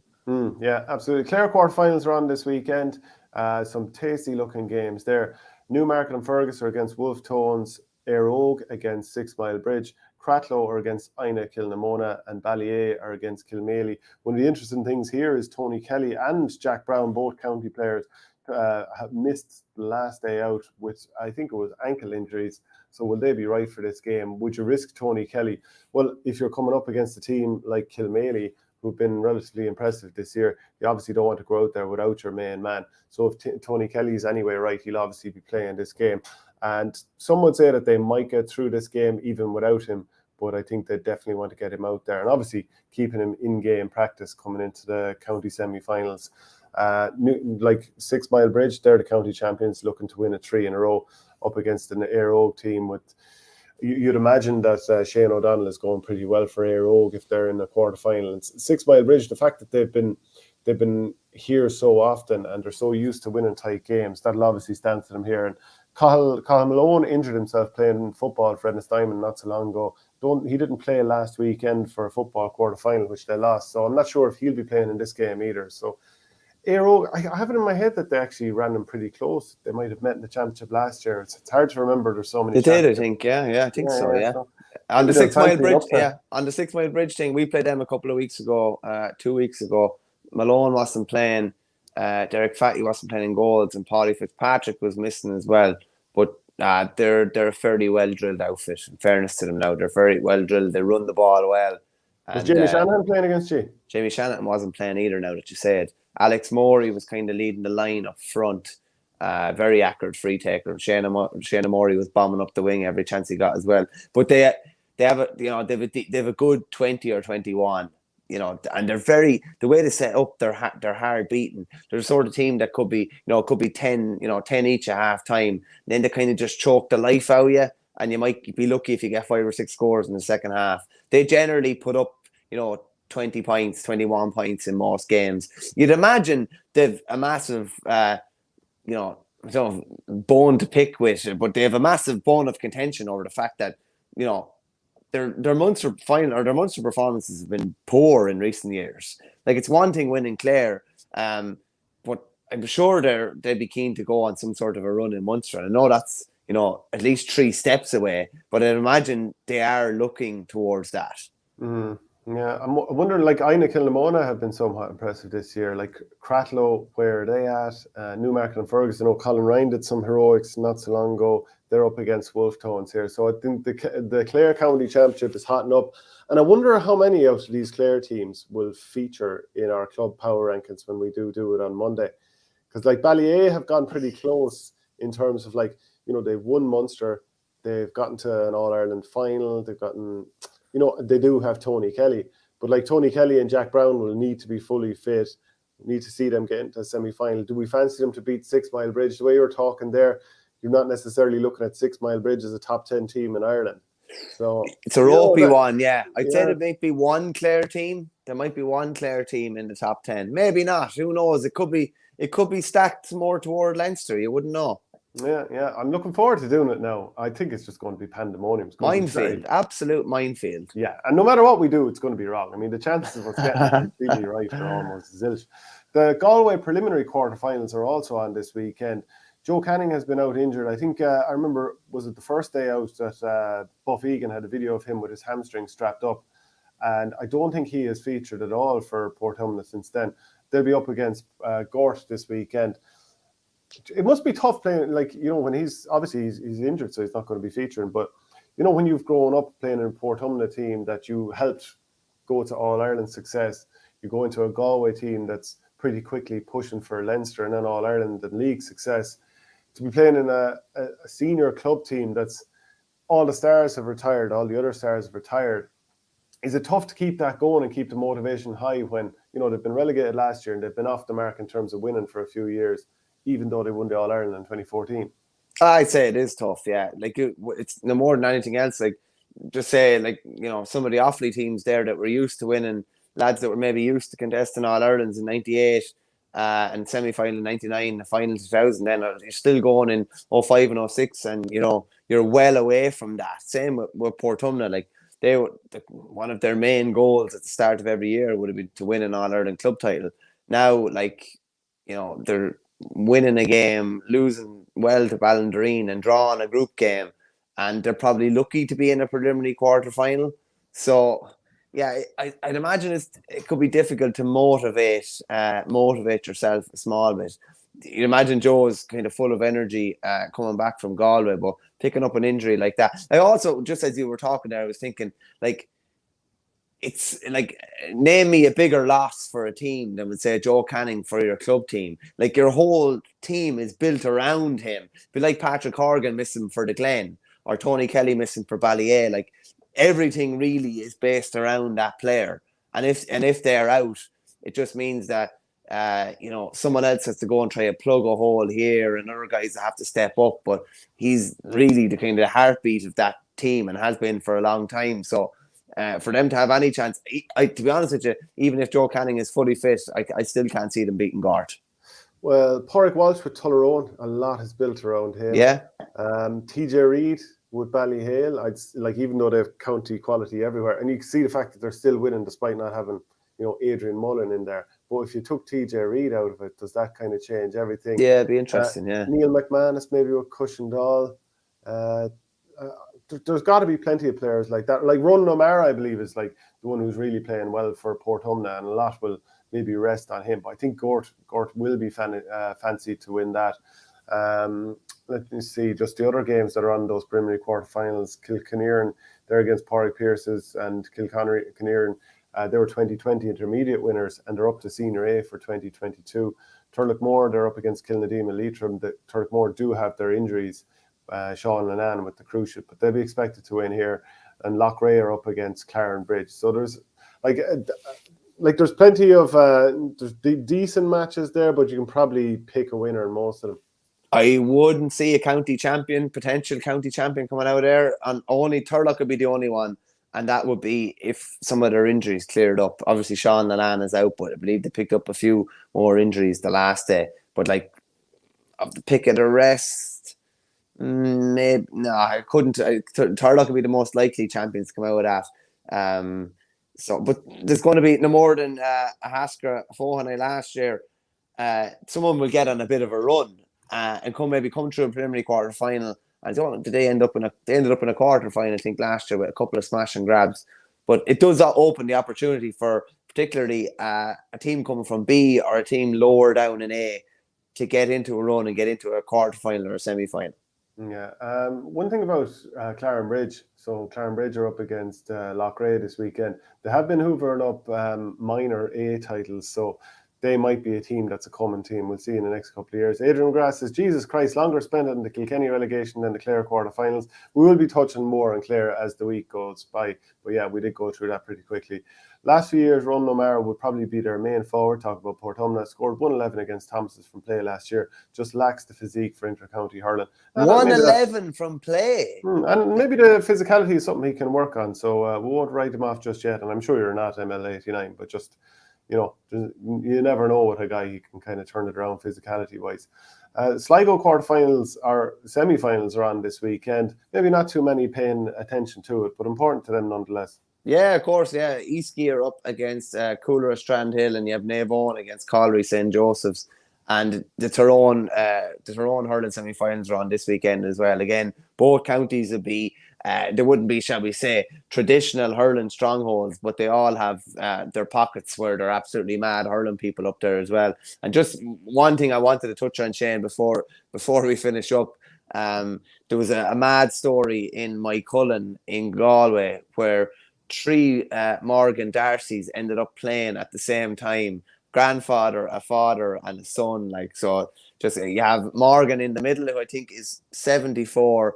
You have his son Morgan on the left, who is 49, and then you have grandson Morgan on the right, who is 18. It's just a mad story. I think it was Junior C, and Mike Cullen have kind of put it in as a social team. This, if I'm gonna stay hanging on playing hurling, it'll definitely be social. I saw adverts recently for walking football, and that's definitely the sort of thing. Like, would walking hurling be a possibility? You never know. It'd be grand for me. I'd stay playing as long as I possibly could. I tell you something. If I get injured walking, then that's the day you'll throw your hat at. Well, sure, you were going down the hall after the dog and you got injured. So yeah, but there was a bit of a gallop involved in that. Now, in fairness.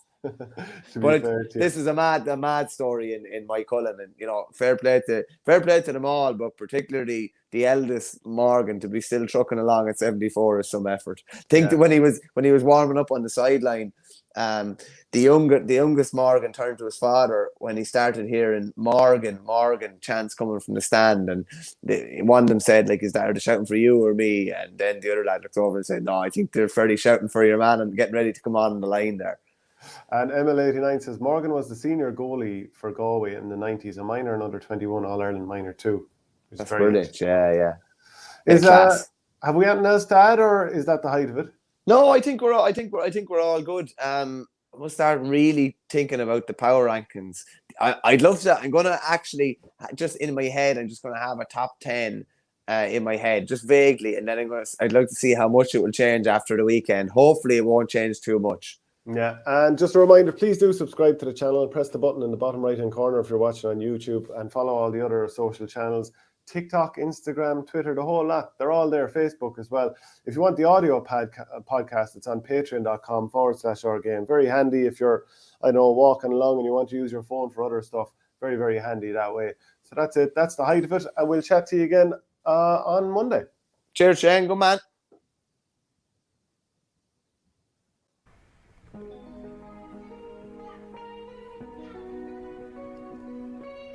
The Hurling Show, brought to you in association with Torpy. Torpy are leading hurling into a new future with Bamboo, a revolutionary hurley created using their unique engineered hurling performance know-how. Already being used by many inter-county players, Torpy's Bamboo is highly sustainable, offers players greater striking distance and a more consistent balance every time, without compromising on natural feel. Check them out on the Torpy website and in the link below, and enter the promo code OurGame to get yourself 10% off.